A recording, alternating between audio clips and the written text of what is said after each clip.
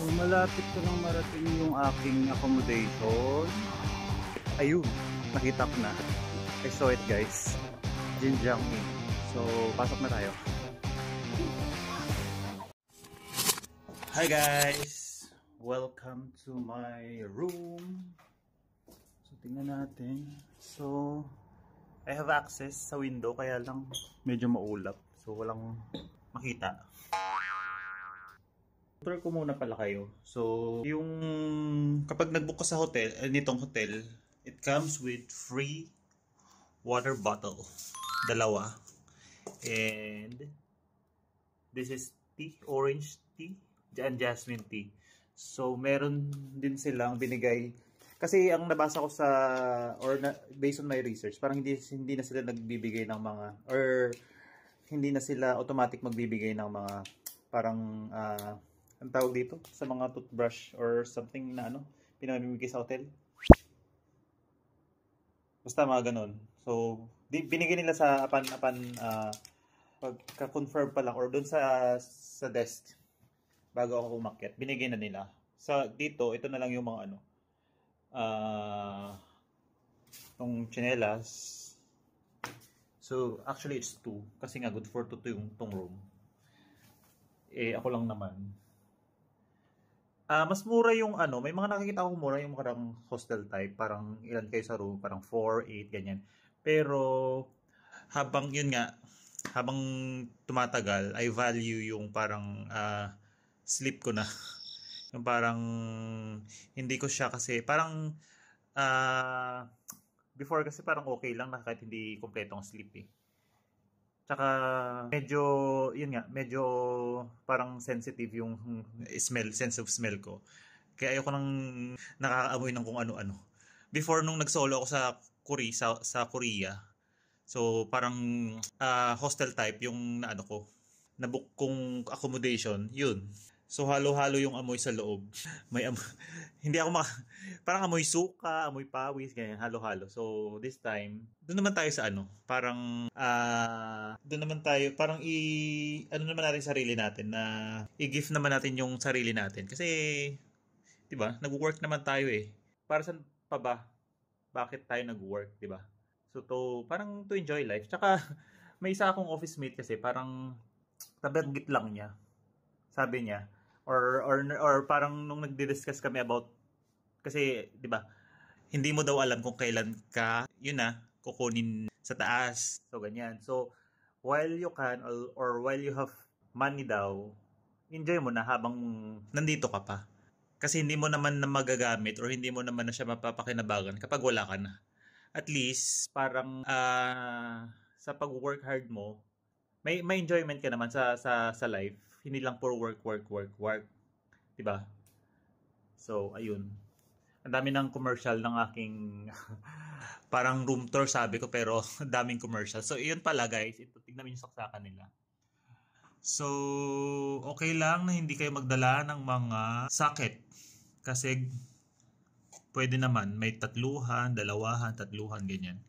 Unlike sa Korea before, nung ako, parang ganito lang ang meron sila. Walang ganyan, dalawahan. So, yan. Pero for me, nagbound pa rin naman ako ng parang socket. Para lang, just in case, syempre, solo traveler. So, wala akong mahihinga ng tulong na iba. Or unless, bibili pa ako. So, may salamin. They have like this. Yung medyas ko, sinabit ko na dun. Salamin. Yan. Sa pinto. Di ba sabi nila malas yun? Or kapag katapat ng salamin ng pinto, sabi nila malas. I don't know kung sino nung or pamariin. Pero nagtataka ako. Pero Chinese, di ba parang mga medyo mafungsoy sila. Pero yung salamin yun, nakatapat sa pinto. So yeah. And then, pagpasok dito is the CR. They have like shampoo. Hindi ako nagdala ng towel. So meron sila. Buti na lang.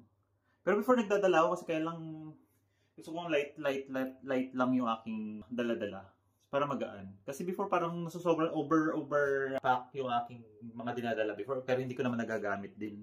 So ngayon, ang dinala ko lang kung ilang days ako, ganung din set ang dinala kong parang t-shirt, 5, underpants or underwear. Nagsobra lang ako ng 2, 6. And then, medyas. I have like 4 sets. And 2 shorts. And one pants. Itong gamit ko pa airport. And yung 1 jogging pants. So, yun lang. So, very, very light lang naman ako. And then they have like this one, salamin. Huh? Oh, kulang abs. Working pa. And here, relatively naman malinis. So, pasado guys. Kasi, for me, na very sensitive ang sense of smell, wala akong masabi. No, doon lang sa labas. Sa may hallway. Doon lang. Medyo amoy siya. Yossi. So, yan. Ayan, sabi ni BPI. Nag-alert na. So, ang ginawa ko guys pala is nag-book lang ako sa trip.com. Nag-reserve lang ako ng hotel. Pero yung payment is pay at the hotel na. So, kakabayad ko lang. So, another gastos. Hindi pa siya na hindi pa na usually kasi kapag nagta-travel ako, parang bayad ko na lahat kasi naka-advance booking na, naka-advance payment na ako lahat. Ngayon, yung hotel ko, ngayon ko pa lang babayaran. So, yeah. Kailangan ko na magbenta ng isang kidney. So guys, yan lang yung aking dala. So, at sobrang gaan pa. Yan. So, nagugutom ako. So, I need to go out para kumain. Kasi parang sakit ng ulo ko. Hindi pa ako nakakain. Parang last meal ko sa plane pa kanina. Yung sinerve na lunch ni Pal. This is my first Chinese meal. 57 yuan. So, how much? Hindi ko pa chinecheck kung magkano yung conversion. Pero this is 57 yuan. Medyo kinabahan ako kanina. Kasi nung nagbabayad ako, parang hindi yung Alipay na naman. Parang problema na, parang hindi tinatanggap yung card. Pero, tinuruan ako nung nasa counter. Though hindi nag-i-English, na-proceed naman. So, here, kain. So, maraming local dito na kumakain. So, feeling ko masarap kasi puro local walang mga foreigner na Kain mo na bago maglakad-lakad. Gabi na. See you later. Bye. 57 yuan is 464. Mura. Ganito kadami. Parang sa Pinas, mga presyong na to. Libo na. Madami. 464.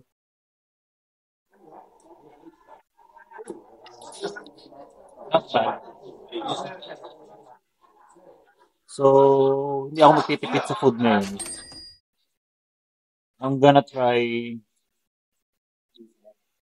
Hindi naman ako mapili. Hindi naman ako yung tao mapili sa food. Lahat naman tinatry ko. Wala akong wala naman din akong allergy. Wala din akong parang iniiwasang pagkain. Lahat naman tinatry ko. Even yung stinky tofu ng Taiwan before, trinay ko yun. Akala ko before, yung parang sa mga night market sa Taiwan, yung may naamoy ako, parang maamoy kanal. Yung pala, nung kinain ko yung pala yung naamoy ko. Parang nanunuot yung amoy sa Pag kinagat ko, parang lumalabas na yung amoy. Kaya tinawag siyang stinky tofu. Pero masarap naman. Dami ng beans guys. So, ito chopsticks ko yan isa-isa. Panahon pa ako matatapos kumain. Kuhang-kuha ng Shanghai, ng China, yung panlasa ko. Ganitong set yung mga gusto ng lasa kainin.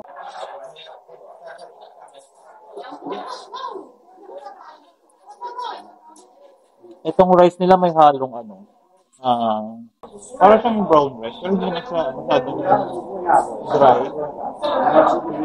Hindi siya dry tulad ng sa atin na brown rice. Manamis na miss kasi may parang may ano, kamote, sweet potato halo. Kala ko nga ano eh, sinangag. Hindi pala.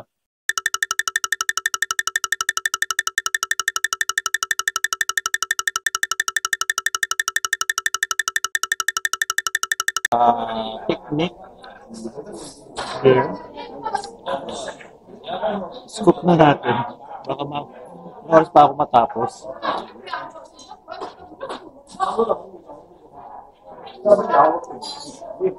Same with itong ano, egg. Lambot.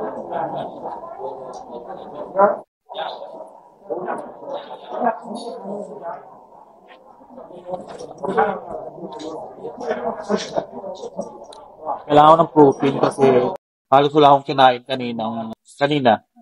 Parang breakfast and lunch lang.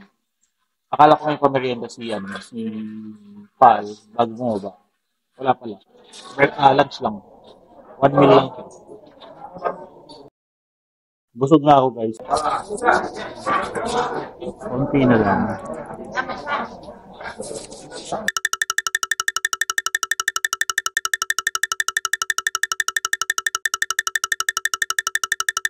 Hindi ko na maubos guys.